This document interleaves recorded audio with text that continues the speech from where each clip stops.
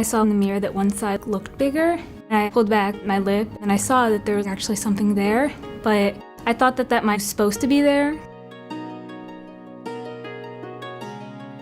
I didn't think that there was anything wrong. And I asked her if it hurts, and she said, no, it doesn't hurt. The next day, she has an appointment with the orthodontist. He right away took an x-ray and said she needs to go to a maxillofacial surgeon because this is not looking good. We got to the maxillofacial surgeon and they did a CT scan, and the doctor said, this is a tumor. We don't know if it's benign or not, but we need to remove it. We did the biopsy.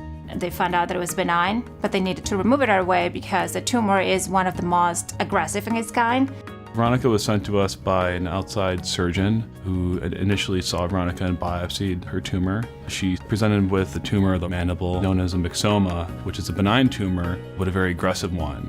We discussed her potential plan for care. The doctors were really great. They explained every process. The treatment that we discussed with her was to remove the tumor in whole with that segment of the mandible and then reconstruct that by harvesting some bone graft from her lower leg. In Veronica's case, her benign jaw tumor involved intimately the infraocular nerve, and therefore that nerve had to be resected along with the tumor itself. The infraocular nerve supplies sensation to the lower lip and chin primarily. If you're left with loss of that sensation, that's a significant impact on quality of life. Patients are left with a numb lower lip and chin. In social situations, food gets caught in their lower lip and chin and they're not aware of it.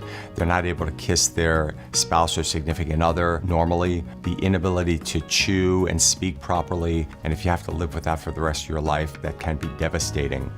We are grafting the nerve at the time of the reconstruction of bone and soft tissue, and it's critical to have a team approach where the surgeons work collaboratively. We perform what's called virtual surgical planning, where essentially we perform the surgery virtually before you even go into the operating room.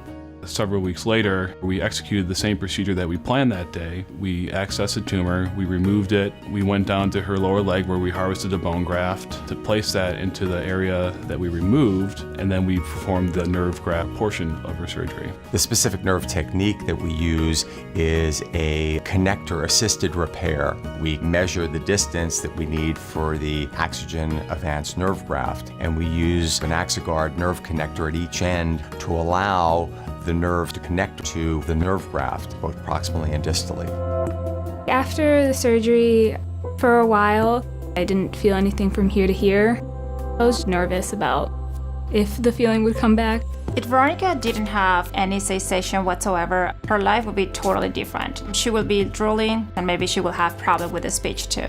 The first moment that I realized that I was getting my feeling back, I was brushing my teeth. The foam gets everywhere. It was like a tingling sensation. I haven't felt it for a few months, and suddenly I was feeling something, so I really felt hopeful, like I'm gonna get my feeling back. In Veronica's case, we saw results in a very short period of time.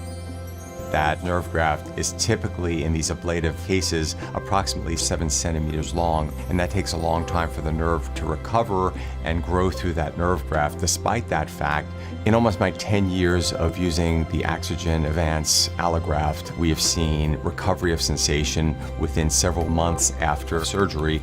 So she's going back to normal slowly to all her activities, especially Taekwondo. Once the nerve was getting better, I could talk better. Eating was definitely a lot easier. I could control, to make sure that food wouldn't fall out. So it was really nice once those problems all went away and I was back to normal. Helping patients is number one. Seeing a patient like Veronica with this aggressive jaw tumor be able to be treated is extremely rewarding. We are so happy to treat patients like that and bring them to functional rehabilitation.